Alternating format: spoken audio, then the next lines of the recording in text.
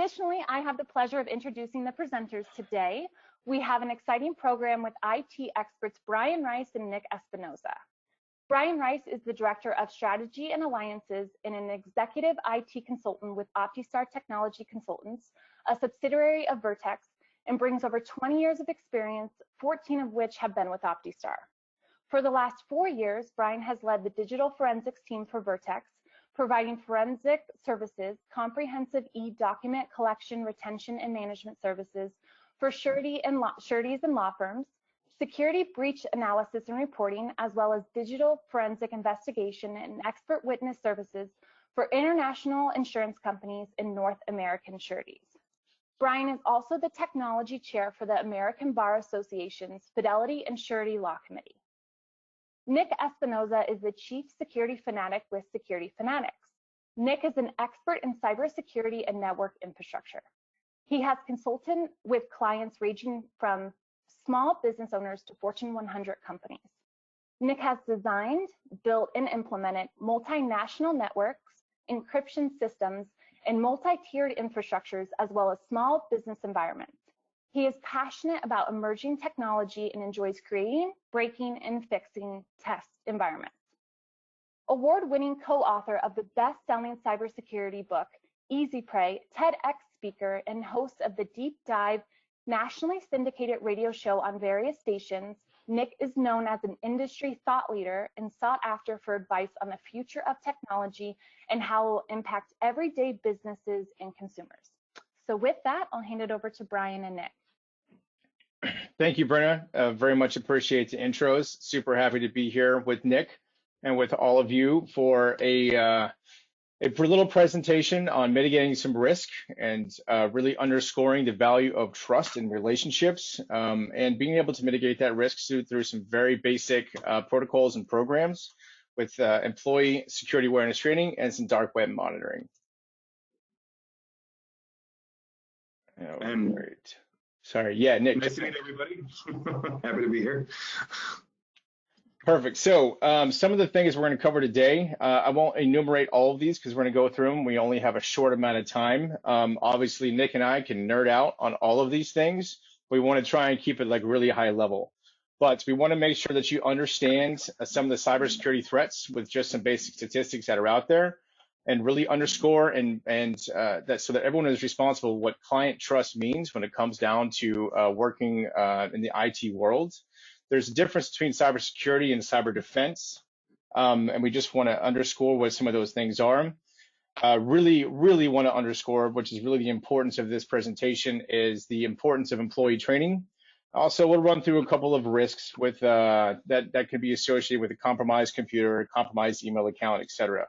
Nick's going to offer some fantastic perspective on how easy it is to gain access to compromised credentials.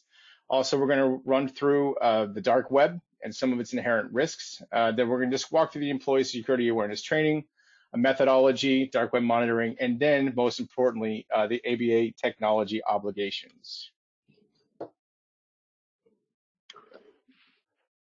Sorry, there's a little delay there on the advancement. Okay, perfect. So cyber threat statistics. Nick, you want to jump in here and let us know how scary the world is? Yeah.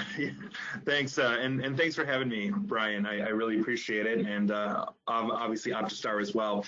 And yeah, I mean, we live, if you're looking at essentially this entire field of stats here, this is basically the world that we live in. And we have a lot of different problems when it comes to essentially how we approach and understand technology. We love technology.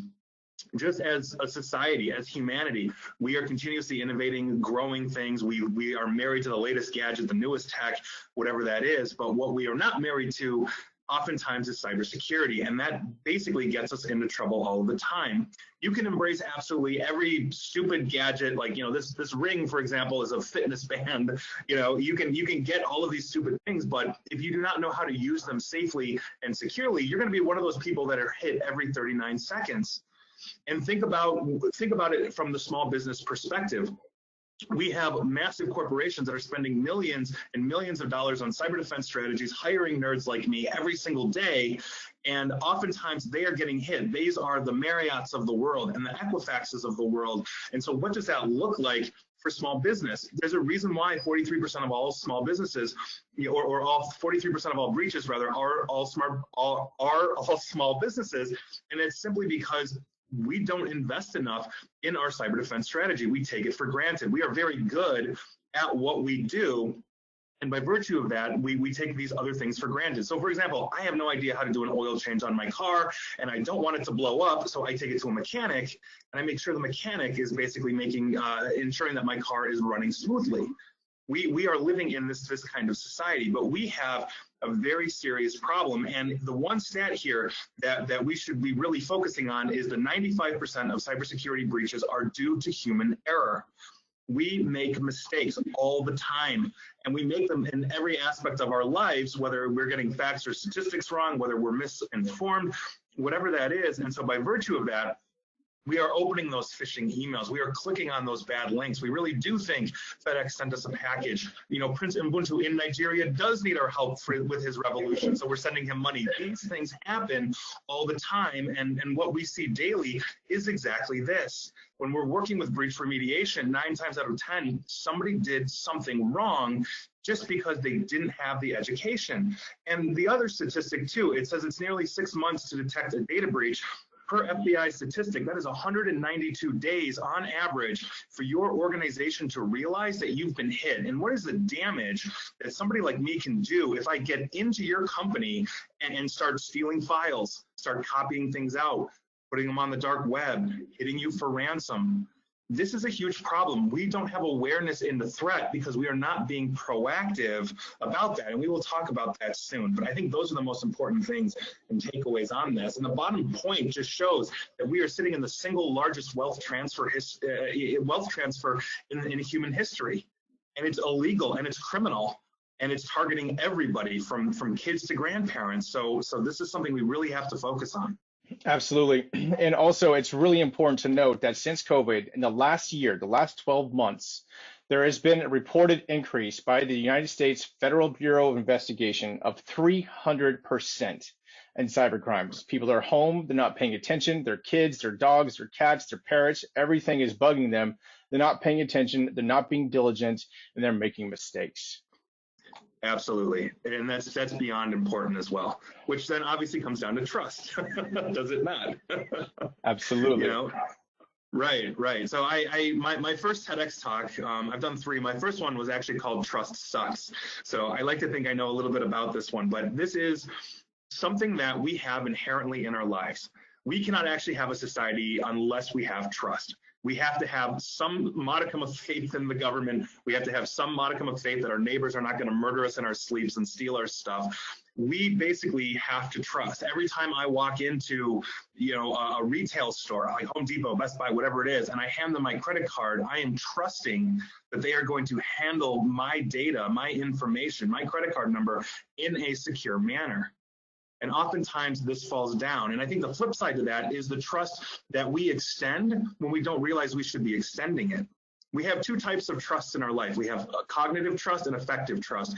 Cognitive trust is essentially our logic. So when we walk into that coffee shop 100 times, on time 100, we know logically that we've never had a problem. The wireless will be there. It'll be completely safe. Our effective trust makes that place feel safe because they know the drink. My favorite chair's in the corner. I walk in, Norm, everybody knows me. And so by virtue of that, here we are. And that's when you get caught, basically. Somebody can be there using that shared wireless and compromise you. So why even use the wireless? Because we're not being educated not to. We trust even when we shouldn't. We really do. Absolutely. And that trust comes down to everything as an employer, as a business, as a paralegal, as any person that is involved in your organization, that is involved in your business, whether it is a law firm that's huge, whether it's a law firm that is one person, whether it's a CPA, a risk management, insurance company, that trust has to be there. That trust has to be underscored daily. And we have to make sure that we do everything we possibly can to mitigate circumstances and situations where trust can be broken. And broken trust will break everything. You work hard for your reputation as a business. You work hard for your reputation every single day. And once trust is gone, it is so hard to repair. Yes, and it's a complete cottage industry trying to repair the damage. But imagine who's going to want to work with you if you have to go to all of your clients and say, yes, all of your data is in the dark web. All of your data just got hit. Yeah, absolutely. No, it's crazy. You work so hard and it can be gone in a minute, just like credit. And you have to pay attention to it. And again, Really coming into it, there is a difference between cybersecurity and cyber defense. They are not synonymous, although they are part of the same system.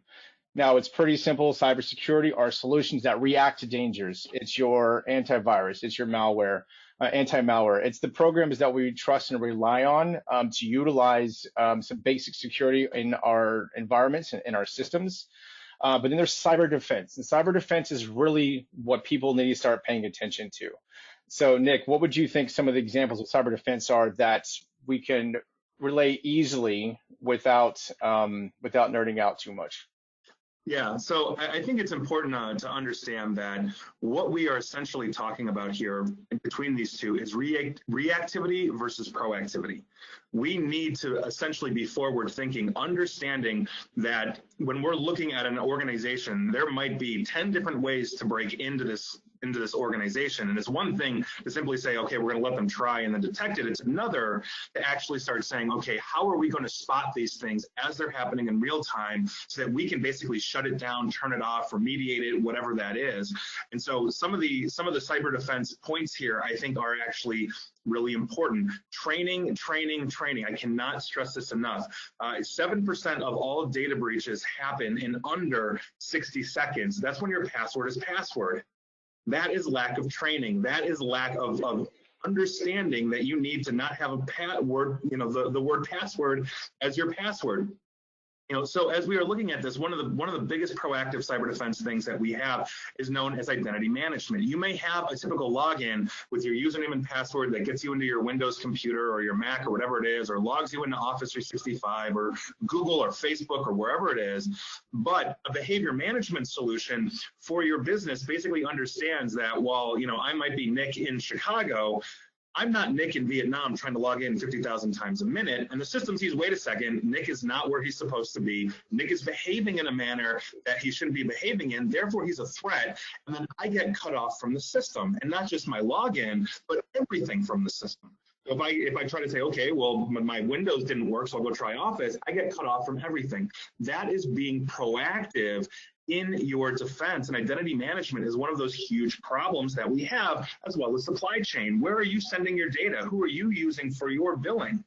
Half of the time when we're seeing data breaches out there, it's not because the company got hit, it's because their biller got hit or whatever that is. The latest one is a company called Accellion that is getting massive corporations out there right now declare data breaches in the last couple of weeks because they do one specific thing, but they didn't defend themselves. So making sure that you are proactive in these things, you are on it, is going to go a long way to spotting that threat immediately and shutting it down before it affects you. Absolutely. And Nick and I are going to explore a lot of those other things, a lot of things we can mitigate risk in future webinars. But the real one we want to focus on right now is the training. Absolutely. So yes, there's a whole bunch of stuff in here that can be a risk from a compromised email account. There's a whole bunch of things. We don't really have to enumerate all of them, but Nick, just real quick, what are some of the major risks of a compromised email account? Well, I think honestly, one of the major risks of a compromised account is the mentality that some people have. And what I mean by that is some people say, well, I have nothing to hide, so who cares if they get my email? That's not necessarily the point here. The point is that if I'm able to get into your email, I probably don't want to read your emails. I probably want to attach to your message book and then start phishing all of your friends, because your friends are going to see that email from you. They're going to trust it, especially if I'm doing it right, and click the link like, oh, I found a funny video of us from back in the day, or I sent an infected picture that's kind of blurry and says, oh, is this you? Can you confirm this? I was just going through old pictures. These are the kinds of things that we are talking about. And then conversely, as we're getting that information or we're phishing your people, we are also stealing that information so that we can go ahead and sell it, whether it's usernames and passwords. I've done presentations where I take people into the dark web and I can literally show you websites in the dark web, and we'll get to that, where I can, for $1, buy a Google account. or $200, buy a bank account that has at least $50,000 in it, according to the live dark web sale. All of this stuff is essentially, there, and it's capable of being sold and harvested. We put a ton of information out there, whether we are just signing up for things and those companies are storing our information, whether they're storing our usernames and passwords, whether we are posting very personal things on what we think is private on Facebook, where you think only you and your friends are seeing it, when in reality it's you, your friends, Mark Zuckerberg, every advertiser on the planet, and a whole bunch of other people.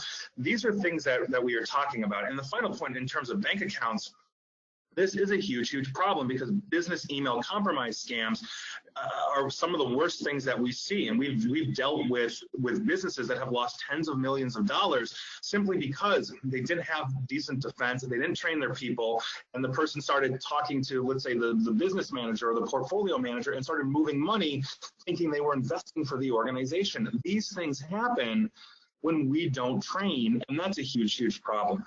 Really is. Yeah, absolutely. And then once a compromise is there, once they have access to your email accounts, they then can start doing damage on the network. It's not going forward. No, it was going forward. Anyways, there's more risks of a compromised email account. We don't have to enumerate all of them, but there are many. There is a plethora of them. But once your email account is compromised, then what do they have access to? Computers, networks, servers, everything. Like, what can they do with a compromised computer? Just a computer, not even a fancy network, not even a server, not even anything that's really convoluted, but the paralegal's computer. What can they do with it? So if I have access to a computer and a network, one of the first things I'm going to do is probably lie dormant for a couple of weeks to make sure I haven't been detected. Then I'm going to start infecting every machine that I possibly can. I'm going to start copying out all of the data that I possibly can. I'm going to start altering and changing your infrastructure, like your firewalls and all of that, because I'm going to start weaponizing that so I can actually sell either access to your network, or I'm going to sell basically you as a part of a bandwidth attack. So if I'm able to, let's say, successfully compromise 10 different networks, or 100 different networks, or 1,000 different networks, I can essentially control them through what's called CNC, or command and control. And you'll see right there, it says bot activity. This is what we're talking about here, in the sense that I am making you part of a greater botnet that I can then sell and use your bandwidth against you, on top of everything else. And if you're looking at the top on what we can do with a web server compromise, there are so many different things that also apply to a local office as well. So in one of my other presentations, I have basically a slide of a rent-a-hacker that I found in the dark web that is willing, for money, about $300 US, to break into your computer, insert child pornography, and then call the police. For $300, I can completely destroy somebody's life. And we believe the guy's out of former East Germany, just given all of the characteristics of his advertising. So these are things that are out there, and they're very easy to do. But once I'm in the system undetected, there is no amount of damage that I can wreak. I can even hijack printers, and start copying things as you're sending them to the printer, send them out to me, or weaponize them against your organization. So you might wipe all your computers thinking you have a problem, and I'm still in because your printer. Yeah, that's true. We do it. It's crazy. No, it really is crazy. And then who's culpable? Who's liable for the information that's on those machines? Well, the organization is, aren't they? Exactly. Yeah, exactly. Yeah. No, it's really terrifying, and the risk is really there. And so here's many ways that set of examples that trust can be broken through just not paying attention. So really, Nick, tell me, how easy is it to gain access to credentials? I will give you this example of real life that we actually did. 3 days before Easter, this is 2 years ago, we hit a company of 200. Obviously, they paid us to do this. And we emailed the entire company basically saying, hey, open up this Word document and sign up for the Easter potluck. We'll see you on Friday. Over 60% of that network was infected in under 2 hours, by simply people just opening up the Word document that was infected, and then spamming the poor HR lady saying, why didn't you tell me this like a week ago? I could have made my chili. She had no idea what was going on. And that is, I think, a real underscore that as we are spoofing, let's say in this case, HR, and I didn't have a name. I had no idea what her name was. I now know it's Maria. But at the time, I just signed it HR and made it somewhat personal because Easter was coming up, and here we are. So phishing, I think, is probably one of the easiest ways to gain access. And a lot of people don't realize this statistic. And I oftentimes ask audiences, how long was it going to take somebody like me to break into your network and steal one single file? If you're moderately defended, one single file. Brian, do you have a guess? I'm going to say for someone like you, maybe 30 seconds. 30 seconds? I'm that slow, really? Is that what Per FBI statistic, it is 224 days. Okay. 224 days to break in and steal one single file. Now, we cut that down by attacking the humans and not the infrastructure primarily. Because and to that point, if you don't have up-to-date security software, up-to-date firewalls, all this kind of stuff, we will break in pretty easily, probably take us an hour. But if we go after the humans and we make it personal, we know we're going to get somebody, especially if they haven't been trained. And that is, I think, one of the biggest problems. Not to mention the weak and easy to guess passwords. People have no idea how easy it is to actually crack a password. That it is sometimes it can just take seconds for us to do. Right. So my wife and I were playing this game, and the game, we had to figure out this password, and we knew what the first word of the password was. And I just basically went over to my array and said, okay, show me the password. And in 4 seconds, I had the password of the game because I didn't want to figure it out. So these things are very easy to do. So making sure you've got good, solid passwords as well. And then public Wi-Fi, for my example, a couple of slides ago, is just, we live in a country where we are blanketed by the Verizons and the AT&Ts of the world, 4G, 5G. There's basically no reason at this point to use public Wi-Fi. I'm sitting here in a hotel and I'm sitting on my Verizon hotspot, and I think I'm coming in just fine. Yeah. So there you go. To just simply don't use it. Yeah, absolutely. And there's also, you can mitigate some of the risk by still using a public network, but having a local VPN device attached to your machine, right? So I will say this, I don't.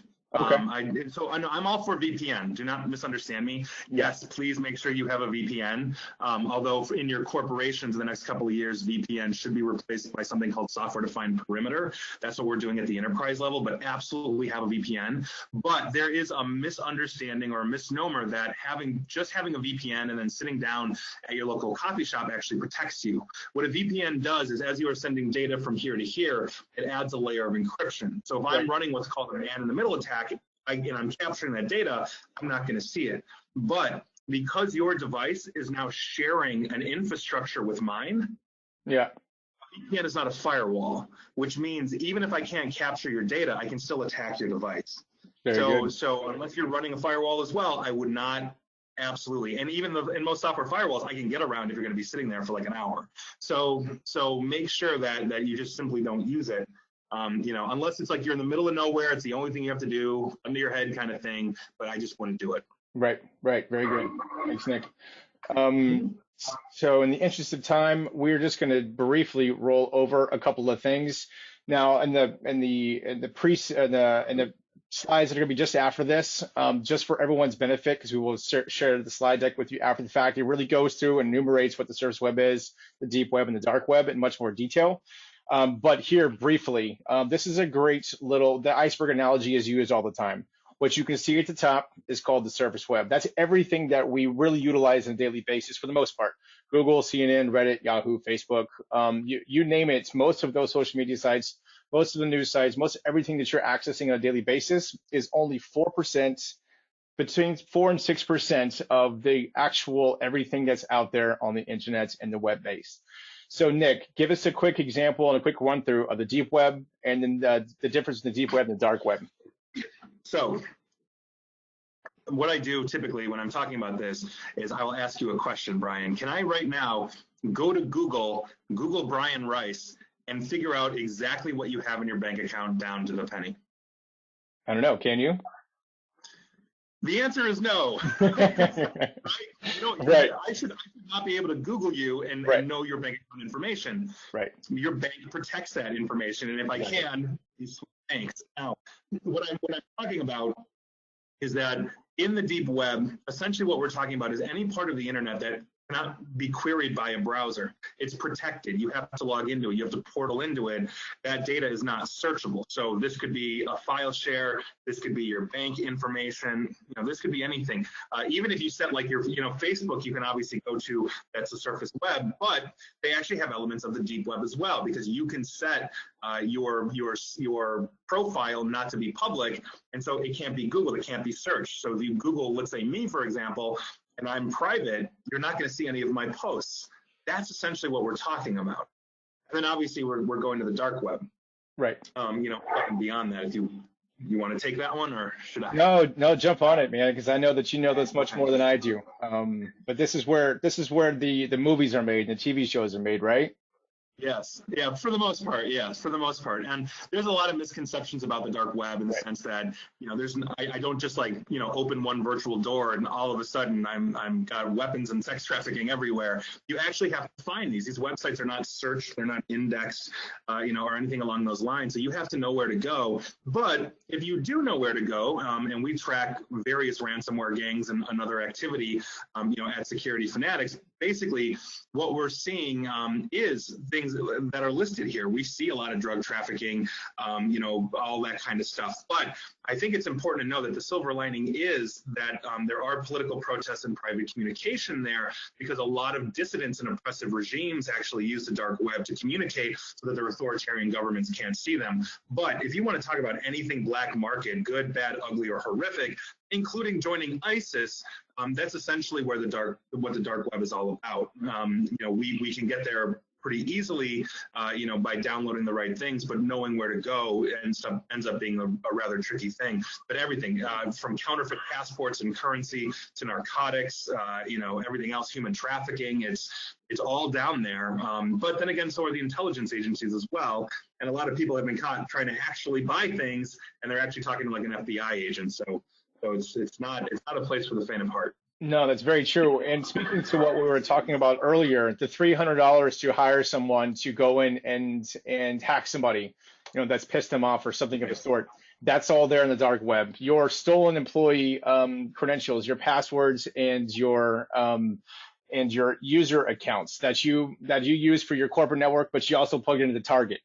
All that stuff is up for sale, or MyFitnessPal, or any one of the many companies, including now the federal government, have been hacked and are at risk. So, How do we mitigate this? How do we get out in front of this? What is our first line of defense? It's everyone who's using email on a daily basis. And a really effective tool is just to make sure that your employees, everyone that you work with, and everyone that works for you, and all of your colleagues are utilizing a security awareness training program. From a high level, Nick, what are the benefits other than what I've just enumerated for a security awareness training? So I think overall, employee training, security awareness training, I think is one of the most important things. My second TED Talk actually happened to be called The 5 Laws of Cybersecurity. Law number 3 is humans trust even when they shouldn't. And this is essentially what helps to mitigate that. But I think it's important to know that a lot of different compliance is out there. So you see that at the bottom there with PCI, HIPAA, as well as some of the others, Sarbanes-Oxley, and now the new CMMC from the Department of Defense. So if you're a contractor or subcontractor, you got to get on that, and you got to get on that yesterday. All of them require some kind of awareness training. We know that essentially the biggest threat that we have is a lack of awareness. And the other big problem that we have is that oftentimes awareness training isn't role-based. How you defend the janitor oftentimes is much different than how you defend the assistant to the CEO, because the assistant to the CEO has access to so much more data than the janitor, who's probably just punching a clock. So understanding all of these things, I think, is some of the most important stuff. And you can see the banner down there. That company actually is considered one of the industry leaders, KnowBe4, and it was actually founded by a guy named Kevin Mitnick, who has basically marked himself as the world's most dangerous man or something like that, and was on America's Most Wanted. And he's a bit of a bloviator, but the company is awesome. they are really good at this, and they do that incredibly well. That company that we hit and got 60% of their computers infected in over 2 hours was using the KnowBe4 platform. So it's very effective, but it's also making sure that you are maintaining that vigilance and training. If you're doing this once a year, people are going to forget this in a month. So make sure that you are periodically keeping that up as well. It's beyond important. Exactly. Perfect. Yeah. So the next slide, how does it work? It's really pretty simple. You want to do a baseline attack. You actually utilizing a good security awareness training. You're obviously with some notification, you send out some phishing emails. You find out who in your company falls for it. Okay. Then you do some remediation training. You phish your employees. You see the results. You remediate those weaknesses. And I think, I'm sure you would agree, Nick, that once and twice a year probably isn't enough. I think quarterly is probably much more effective. Yeah, I mean, and I'll be honest, I'm an advocate for monthly. Yeah. You know, oh, really? Randomized. Oh, yeah, yeah. So basically, when we're advising a company, we will say, hey, you need to do this monthly. Let your people know, and then that, hey, this is going to come, and then hit them 3 weeks later. Because as soon as you let the company know, this isn't a gotcha thing. We're all in this together. This is for our training and our education. That's important because you don't want people to feel alienated or isolated or embarrassed by this, because we're all in this together. I usually tell the client to wait about 3 weeks or so, because what will happen in the first week is that everything that looks somewhat off, even if it isn't, immediately gets forwarded. Is this spam? Did I catch it? Did I see the spam? Is this it? So wait until everything settles down, and then randomize it once a month. So if you do it on the 25th, next month do it on the 2nd, and then the next month do it on the 15th. Keep it completely random. But then what you end up seeing are those employees that need the most help. If you have that person that is always opening that phishing email over and over and over, that's a lot better than, let's say, the tech savvy. That's worse than the tech savvy person that sees that email and says, oh, that's clearly, no, I'm not, So understanding that pattern and knowing who needs this, and truth be told, 9 times out of 10, it's usually the CEO who opens up every phishing email, but we want to make sure that we are maintaining that vigilance, and we can track this over time. It also then shows that you have an awareness training program for your compliance, and that you are keeping good faith to the ethical standards that you need to have. Right, absolutely. And really, these platforms are really fantastic, because you can really, as Nick was just saying, you can really see those employees that do need a lot of help, that do need a lot of work. And if it's kind of constant and it's over and over and over, you have to make a business decision at that point, because they are vulnerable. They're making your company vulnerable. So do you take them off that task? Do you move them around? Do you have to let them go and release them into the world to find something else that's not going to destroy that relationship that you have with your clients because of broken trust, because of a simple, silly email that honestly look really good? A lot of these are really fantastically done. This is not just, these phishing emails that come through. These programs train you to spot them, what to look for. There's a ton of other effective measures that can really help mitigate a lot of that, but training is certainly the most important one. So I said repeat quarterly. I think it may be better to follow Nick's advice and do it monthly, but no matter what, yeah, go ahead. No, no, go ahead, please. No, I was gonna say, no matter what, if you're not doing it, the time to do it is now.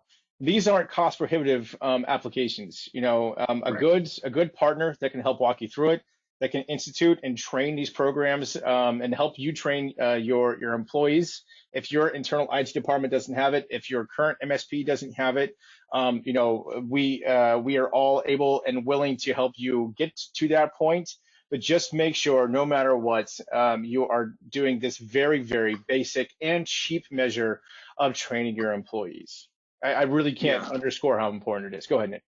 I totally agree. And to Brian's point about quarterly versus monthly, I like this saying, and that is, the best time to plant a tree was 20 years ago. The next best time is now.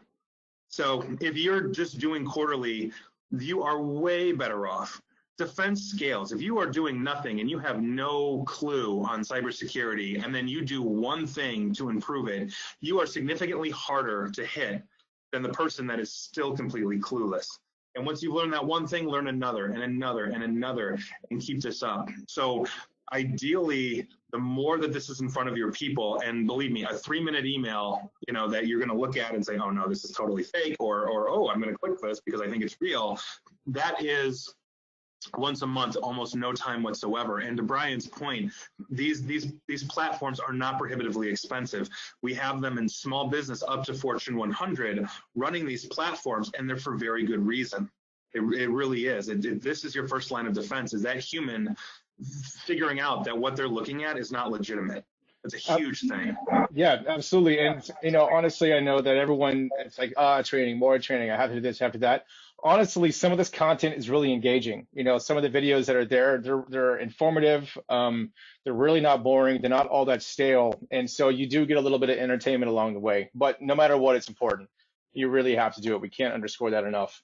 Another thing, and usually these go hand in hand, and this is actually something that you don't have to. You can use a partner to do some dark web monitoring.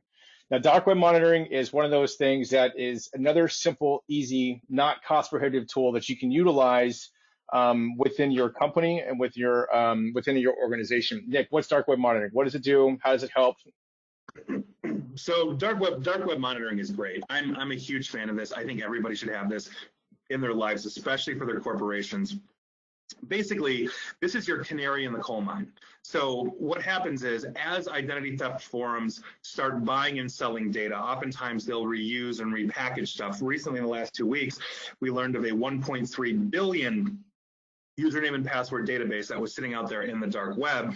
And so a lot of that is harvested from previous data breaches or new data breaches. And oftentimes we can't tell the difference. But what dark web monitoring does is, as it basically is monitoring your domain, your email at yourcompany.com, as you show up in the dark web, as you are identified in identity theft forums, basically for buying and selling, it will alert you to say, hey, your employee, email at yourcompany.com just showed up in the dark web. That allows you to be then proactive, cyber defense, and go ahead and start remediating that, changing passwords, making sure that it doesn't hit. It also underscores the fact that in terms of good email policy, a lot of your employees are using their company email addresses for other things, like logging into LinkedIn and Netflix and their bank and everything else. When you're working 40 plus hours a week for a company, it's just easier to get everything to one mailbox. But the problem is that people also tend to reuse their passwords. So the password that I have for LinkedIn might be the exact same password I use to log into my email.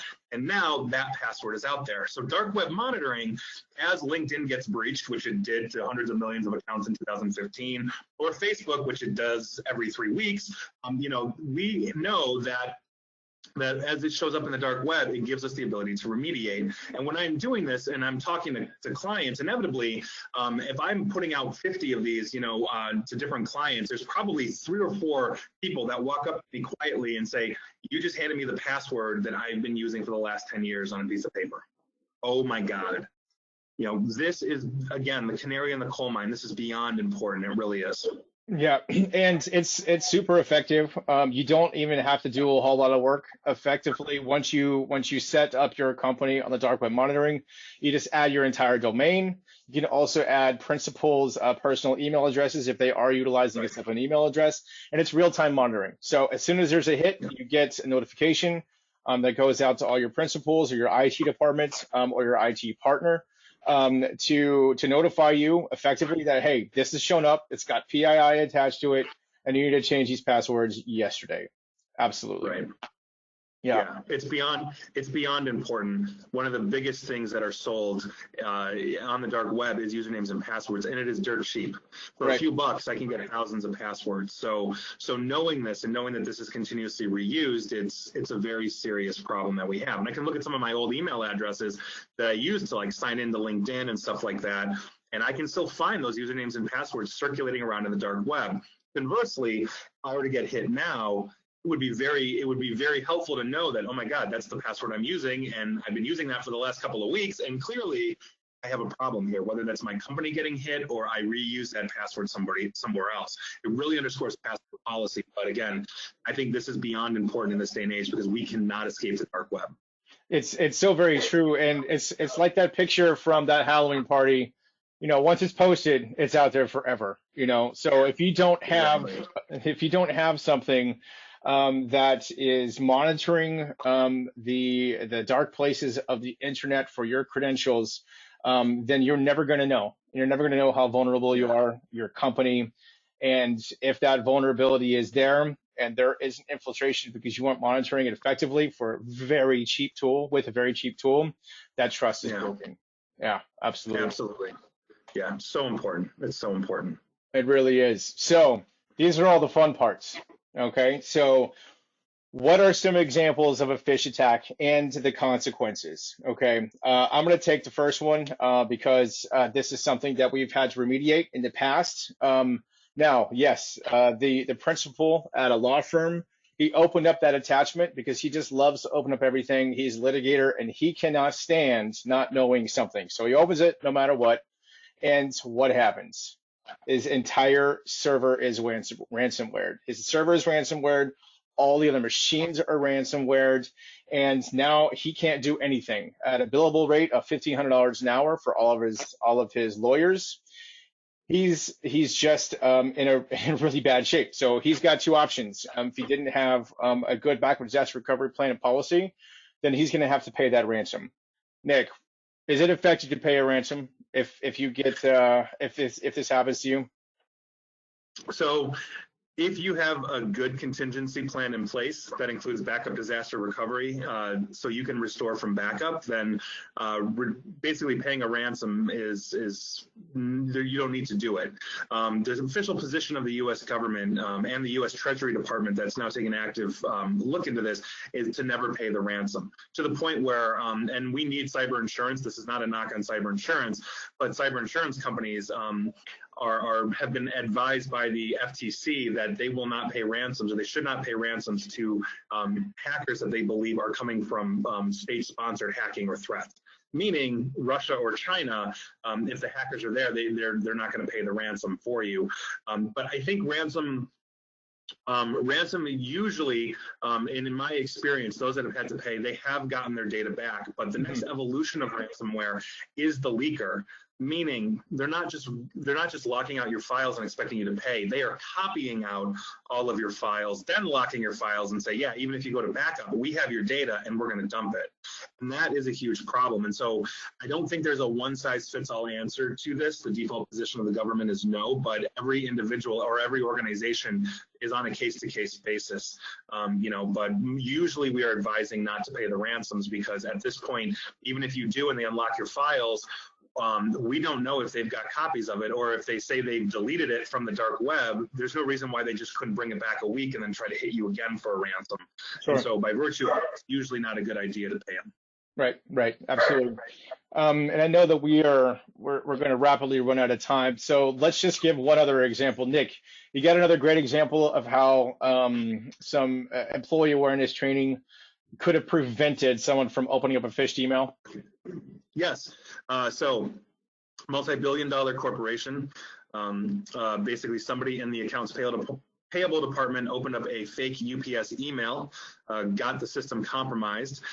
Basically, the attacker got into the Office 365 account because it didn't have good security controls on it, understood who this person was paying and what they needed to pay, all of that, spoofed and mimicked somebody that because they saw the emails, had the signatures, knew the understanding of what account goes where, basically said, oh yeah, we're changing all these things, don't take it from the cash account, take it from this account and move it here. And they lost $72 million in 4 months.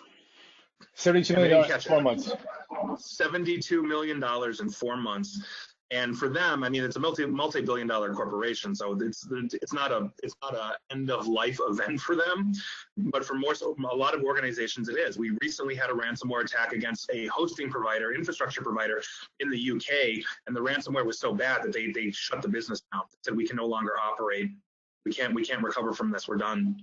No. These are huge problems that we have. Yeah, absolutely. I know Maersk, the international shipping company, was shut down by phishing. Yeah. There was Honda. I mean, but yeah. And I know everyone thinks like, hey, that's a big company. Like they're a much bigger target. But going back to some of the statistics, the small businesses are super easy targets. You don't always have to go over the Mont Blanc. You can go for a big pen every single time. Not to say that anyone on this phone call is a big pen in your industries. I'm just simply saying that it doesn't, it's not always the big shiny objects, because you can rinse repeat on small companies that don't have the resources.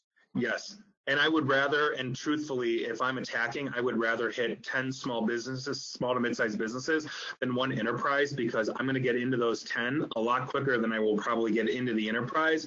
And when I'm in your network, I maintain what's called persistence. As soon as I understand that, let's say you have $100,000 in the bank, my ransom becomes 80. Because I know you can pay it. It's a pain point. It sucks, but we will tailor the actual ransom to the organization, because we can get in. You know, that is a huge problem that we have. You know, 43% for that first slide is small business hits. That's almost half of all small business attacks. And the United States, for the record, is the #1 targeted cyber attack vector on the planet by far. Everybody's hitting us because we are the United States of America. So this is the time to maintain that vigilance. Absolutely. And again, you know, we have just qualified a couple of quick, super simple things you can do. Just train your employees. It's cheap. It's cost effective. Set up a dark web monitoring program to monitor real time for stolen credentials. Now, we have to just run through a couple of things. As a part of the American Bar Association cyber requirements, it is an ethical and legal obligation to maintain vigilance and competence with regards to technology. So I'm just going to read it out so we can all hear it together. So comment 8 to model rule 1.1 is maintaining competence. To maintain the requisite knowledge and skill, a lawyer should keep abreast of changes in the law and its practice, including the benefits and risks associated with relevant technology. Engage continuing study education, and comply with all continuing legal education requirements to which the lawyer is subject. Nick, you got any thoughts on that one? Or is that pretty self-explanatory? Yes, I think it is self-explanatory, but understanding risk, I think, is one of the most important things that a business can do. I walk into businesses from small to massive, and understanding what your risk tolerance is, meaning how much risk can you actually eat? What's your risk appetite? Most companies can't tell me that. How many computers can be off for how long until it is such a pain point that, you know, torches and pitchforks at the CEO's door, or you're out of business, or something along those lines. If you cannot quantify these things in hard and soft dollars, and how do you know that your technology and your cyber defense strategy are actually adequate to protecting and ensuring the longevity of your business? Imagine having to go to all of your clients and say, yeah, some jerk got in, stole all of your information, your legal documents, everything. And that happens in the dark web. With a massive New York law firm, Grubman, everybody from Bruce Springsteen to I think Michael Jordan to LeBron James all have their legal data dumped into the dark web by a company called Revel. I can literally go to the site and try to buy Bruce Springsteen's legal documents. You know, is Bruce Springsteen going to be working with them anymore?